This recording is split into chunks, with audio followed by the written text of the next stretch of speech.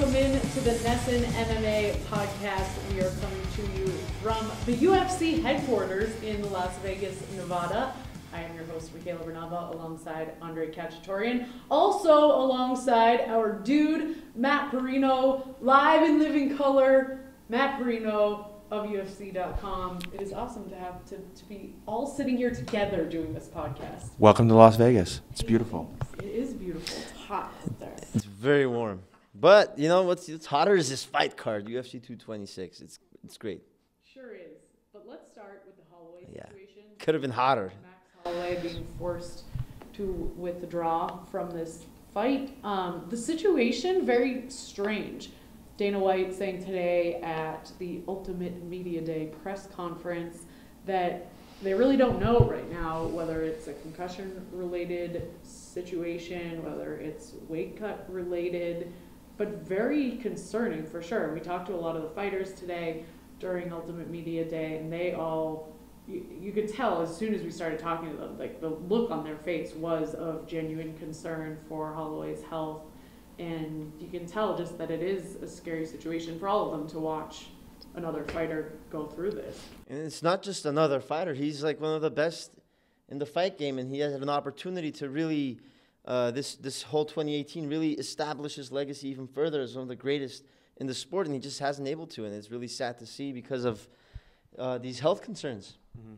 It's a shame because you look at the International Fight Week, and Max said it himself at the open workouts. He's like, this is like the Super Bowl of MMA, right? Every year, you know, Dana White, the UFC tries to stack this fight card and make it as good as possible for fans. And we have another one this year. I mean, thankfully, this card is so stacked that losing a fight like this isn't as, you know, unbelievable as in years past. But you look back, UFC 189, Jose Aldo forced to pull out. UFC 200, the John Jones situation. UFC 213, Amanda Nunes. I mean, it's almost like we can't have a fight card in Vegas in the summer without something happening, and it's a shame. But, yeah, I mean, Max Holloway, you talk about just an absolutely phenomenal talent. This guy he's of the John Jones, George St. Pierre ilk. I mean, this guy is like 12 straight wins, finally works his way to a title shot, defending the title at the top of his game, has an in their prime foe like Brian Ortega. This was too good to be true, and it turned out to be that way. What was strange was at open workouts just before it was reported that Holloway was brought to the ER was, I mean, we all were turning to each other during workouts, and I mean, you see these fighters come out with very high energy workouts. You've got the crowd around, it's a very high energy atmosphere. And the way Holloway came out was very, very off. Yeah. It was almost like I was not surprised when I heard that something was very wrong. He did not. Like, he looked slow and. Like didn't even look like an athlete. It was bizarre. Like I was just like, okay, is he saving his energy for something? We talked about it. We were like, is he sick? And it turns out, yes, he is. Yeah. But it was very strange to watch and definitely concerning now that you know or kind of don't know what's going on, but know that whatever it is seems to be serious. Yeah, you're right, Michaela. We were talking about that, and Michael Bisping was, I guess, the first to bring it up when he was interviewing him earlier this week, and it's just, you know, you saw Brian Ortega doing these acrobatic flips. It was like the greatest thing I'd ever seen during his open workout, and Max Holloway, he just threw a couple jabs out there, waved to the crowd, and left. And what's funny is Max's open workouts are usually high energy. They're really fun. I've seen his open workouts now 3 or 4 times, and the fans usually go away from them being entertained. But the thing is, I'm not going to speculate on what's going on with Max. I mean, there's been reports of a concussion type situation, maybe weight cut issues. But I will say, one of the reasons that Conor McGregor moved up is because after a while, your body, doing that to your body, like, you know, trying to take 20, 30, 40 pounds off of your body consistently over time, numerous times, takes a lot out of you. And at some point, you reach the point where you really can't do it anymore. And the last couple cuts for Max, I feel like, have been really tough. And if this does end up turning out to be like a weight cut issue, I mean, I just think it might be time for him to entertain 155, which he was planning on doing, going up to fight Khabib, the scariest guy at 155 on the planet. So, I mean, I feel like we're almost there. This could be something that potentially pushes it over the edge. If they figure out that that is what the problem is just this depleting his body is just, you know, it's not working anymore. Sometimes we just take our body to the limit, and you do it so many times, then you can't do it anymore. Yeah, and Michael Chiesa said today when we were talking to him that he said it thinks it's something, this is not a direct quote, but along the lines of, in reference to the Holloway situation, that it is a matter of time before something really bad happens to a fighter cutting weight in the UFC. Yeah. And Matt, you referenced a little earlier that now the past 4 international fight weeks have had last minute main card changes, either all main event. Yeah, or they're all title fights. Title fights. Yeah.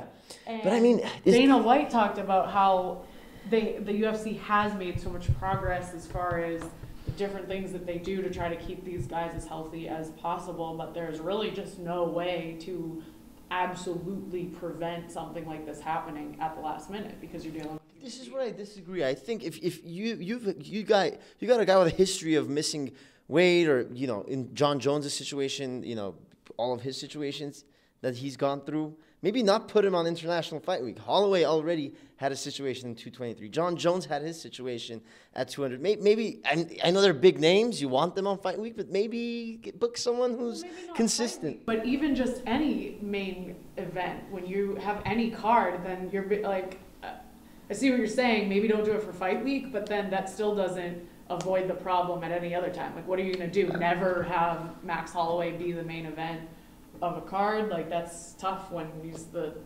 champion in a division. I'm not saying that at all. I'm just saying for Fight Week. It's the premier event of your calendar year, UFC International Fight Week.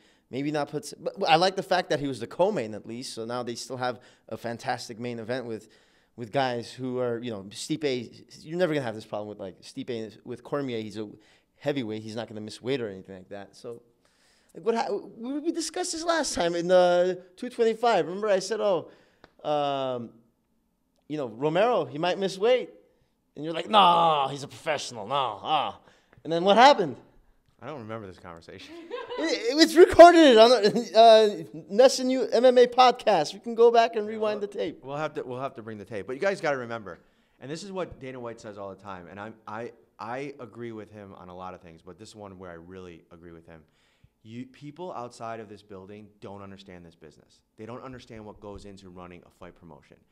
It's not about always who you want to book. It's about what kind of big fights work out on a specific time. There's no off season in this game. We can't just be like, Danny can't just be like, well, I got Max, he's free, he's a big draw, I want to put him on International Fight Week, but you know what? Maybe there's another option. What if there is not another option? Tyron Woodley's still trying to come back, so he's not ready to defend his title. Garbrandt and... No, you couldn't. It wouldn't have been ready. No, wouldn't have been ready for this fight. Anyway, you know who is ready for this fight? Stipe Miocic. Great segue, Michaela. I love that. Very good segue. This is going to be a very interesting one. What was weird at the press conference today, by now people have probably seen on all over Twitter that when Daniel Cormier, talk about really like maybe international fight being jinxed. So Cormier goes to get up, the press conference is over, trips over the chair. I'm not exactly sure what he tripped over, but he's down for at least like 30 seconds. And we're all like, what is going on? Dana's just looking down. And then he finally gets up and then walks, like hobbles off the stage. And I'm just looking around like, you gotta be kidding me. Like, what if he just got legitimately hurt and now this fight is off? That would be terrible. Looks like by all accounts, fight's still on. He wasn't really injured, but maybe conspiracy theory. Derek Lewis and Cormier had a moment during the press conference where Lewis was giving Cormier some shade over his Popeyes commercial from a few years ago. Maybe Lewis kind of pulled the chair back. I don't know. Who knows? What do you think? No, it's definitely a scary situation. I mean, you look at the look on Dana White's face, and I don't know. This stuff happens this is such a very fragile world, the MMA world, because it's like, if LeBron James gets hurt, the Cavaliers still play. But if you have a marquee fight that is on the, that you're selling, and that's the main event or the co-main event title fight, and you lose it, it takes a lot of luster off an event. Luckily, this event. LeBron James is not a good example because if he doesn't play, at least on the team he was on last year, then that definitely becomes less of a draw. Yes. I think the other reference that would be applicable to that would be Tom Brady. Well, here we go again with the Tom Brady references with Michaela. The Super Bowl becomes less of a draw, even though it's a Super Bowl. But I get your point. Any other team, like the Golden State Warriors, if Steph Curry gets hurt, you still have the Golden State. No, I agree with you. But what I'm saying is, if one of those guys goes down, the team still goes and plays. Right? Because it's about the team, right? I get it. There isn't an individual factor to the whole thing, but the event still goes on. If you lose Max Holloway and you're a Max Holloway fan, you just lost that event. You know what I mean? So it's a little bit. Yeah. It's tough. It's a tough situation. That's why it's so fragile, I feel like. Absolutely. So. Who's going to be the baddest man after? Yeah, is okay, which doesn't seem to be. I mean, he probably just. I'd be shocked if I just fell over like that. So yeah, he seems to be all right. Yeah, so let's get to. I loved that when Cormier was asked about the major size disadvantage that he has, he's much shorter, has much less of a reach. You totally saw that when the two guys squared off, and then they're standing there with the belts over their shoulders, and I mean, it was the size to the naked eye, very noticeable. But Cormier, and said every guy that he fights is bigger than him, and that he said he's 5'11". What did he say? On a good day, with his tall shoes. Yeah, the size advantage is just unbelievable, but I don't think it matters with Cormier. He's a very complete fighter, and only lost to John Jones, but. I don't know. I've been racking my brain out looking at these two guys for a month now. I don't know who I think has the better advantage. They've both fought against some of the best in the game. I don't know. I have a very hard time seeing Daniel Cormier be able to beat Stipe. Really? Yes. Well, why? He's beat some of the best. I know he has, but Stipe is the most successful heavyweight in UFC history. But Cormier yesterday said during open workouts that all of the odds and everything is just because people are banking on Miocic to knock him out. I do think Cormier has the advantage on the mat, grappling wise. I feel like he's a better fighter on the ground, based on his experience. What do you think, Matt? Stipe Miocic is big. Right? We saw him wear down Ngannou. I'm not saying he's not good on the mat or on the cage. Here's the thing. Daniel hasn't fought anybody other than Anthony Johnson that has the punching power of Stipe, right? So in the heavyweight division, I think that becomes a bigger factor. The thing that happened with Anthony Johnson is, he survived a couple shots and then he was able to wrestle him. Stipe is bigger than Anthony Johnson. He's got a better wrestling game than Anthony Johnson. And I think I tend to agree with Michaela. I love Daniel Cormier, but this is, at his age, changing your entire. He talked about it. It's an entirely different training camp now at heavyweight than it was a few years back. And talk about some of the names that he beat. I mean, those were guys at kind of the end of their run. Josh Barnett, Bigfoot Silva, Roy Nelson, Frank Mir. Those guys were past their prime. This is in your prime, scariest version of himself, Stipe Miocic, who has taken out the who's who. I mean, made Junior Dos Santos look like, a never was in that fight that they just had. He took out Francis Ngannou, and I was somebody that was like, no one thought that would happen the way that it did. I will say that I did call that, but what are you, undefeated in the Boston card? You got 5-0 on the main card? I went 5-0 on my picks, but no one else thought, and I did truly believe that, but I thought it was going to be hard fought, and I did think it would be impressive. I was impressed at his ability. I mean, everyone, Ngannou still is, I think, very much a phenomenon, and yeah, he's still one of the best. Fight the guy, but here's one thing I like about Stipe, though. You see champions become champion, and then they get the championship hangover. In any sport, anywhere. Stipe seems like he still has that hunger. Cormier, I feel like, as you said, he's at that point of his career. He said, March is his deadline for retirement. And what are the fights he named that he wants? Jones and Lesnar. I think he wants to cash out, retire, go to Tahiti, somewhere nice, relax, enjoy his life. So here's what I will say about this matchup, though, and I agree. Like, he's in a different place than Stipe Miocic. But you go back and you look at you go back and look at all of his fights. He's always the smaller guy. You look at that fight against Alexander Gustafsson, and it's unbelievable, the reach disparity and how hard he had to work to get inside. Drago and Rocky. Basically. Exactly. So he's used to this scenario. I think Daniel Cormier's boxing is severely underrated. The problem is Stipe Miocic, that's his strong point. He's a former Golden Gloves boxing champion. So you're going to go in there and try to box with him, try to get inside with him. Everything Daniel does standing up, Stipe does better. And he's got some great takedown defense. I don't know what the number is. I don't have it up. You know what I'm talking about, right? There's a statistic that shows that 63% takedown defense rate. Stipe. Yes. Very good. That's pretty good. I know in the heavyweight division. Sorry, that's for striking. No, grappling, 75%. 75% takedown defense rate. So Daniel Cormier, as great of a wrestler as he is, he's had trouble with the elite, bigger guys getting them down, as good of a wrestler as he is. And when Stipe starts landing and he looks to shoot and get this fight to the ground, if it's not working, I don't see where he goes. His best chance is grinding and try to get him in the later rounds, but I think Stipe is going to have the answer for that.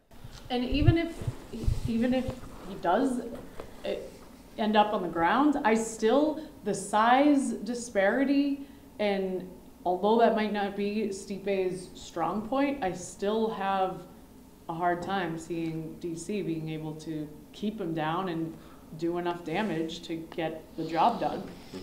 Yeah, we'll see. I'm going to go with Stipe as well, you guys. I think, I'm on the fence, but if I have to pick someone, I'm going with Stipe, just because Michaela is always right about these things, and I'm just going to...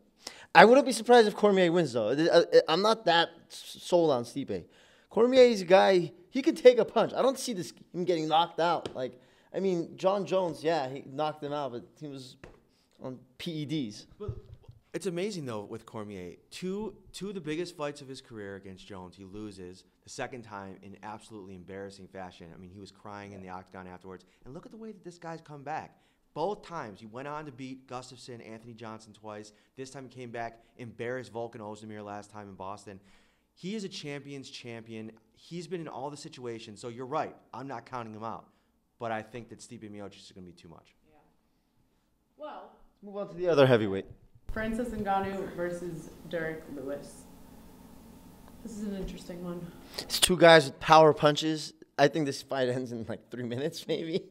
It's what do you think? I think that Derek Lewis might have bitten off a little bit more than he could chew in this one.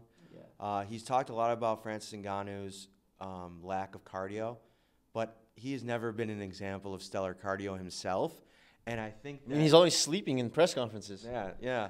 But huge upside for both these guys, right? It's almost like you hate to see a fight like Max Ortega get canceled, but when you have a fight like this, getting it elevated at the co-main event slot, it's a win for the UFC and both these fighters. This is almost like a small tournament now. You know what I mean? Depending on what happens with Lesnar and Jones, the winner of this could potentially fight the winner of Stipe and DC. So. I think there's a bunch of ways this can go, right? There's so many different things that can happen. I just keep seeing Alistair Overeem's head bouncing back with that devastating uppercut. And I've watched a few of Derek Lewis's fights, and his head movement at times can be a little bit lazy. And against Francis Ngannou, that's dangerous. I definitely have confidence in Ngannou in this one, especially coming off the loss against Stipe. I think that he will... I think it's going to be a very different fight, but I definitely think that he'll want to get back on the horse. There was so much hype around him. He'll want to obviously rebuild that, but yeah. And at the presser today, they brought up a really good, one of the reporters asked a question. Ariel asked, are you training full-time at Syndicate MMA now? And he is, with John Wood over at Syndicate. Had his previous two fights, he was just training at the PI. He had no, coach here, fight team. Now he's got training partners. He's got a head coach here, plus his coach back in Paris.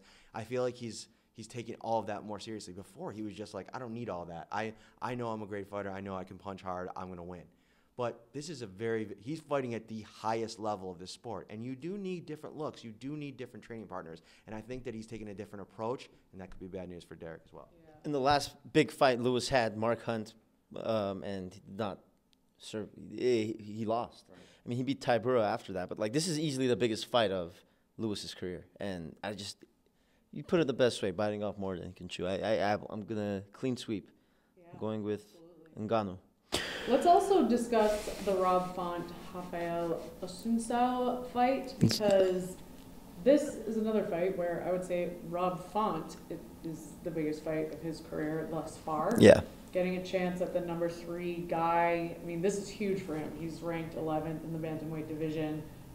I mean, this would get him pretty close to being able to get a title shot in the near future. You look at the way the rankings have gone this past few months. You got Darren Till, after he won his fight against Wonderboy, he jumped into the, number 2 in the rankings? He just jumped like 8 spots. So if Font has a convincing victory over Assunção, he might be number 3, number 4 in the rankings and set him up for a title shot, depending on what happens with Garbrandt and Dillashaw next month. But Matt, you don't agree that that's going to happen for any Font or Assunção, even if they win? Oh, no. I didn't say anything about Font. I said Assunção.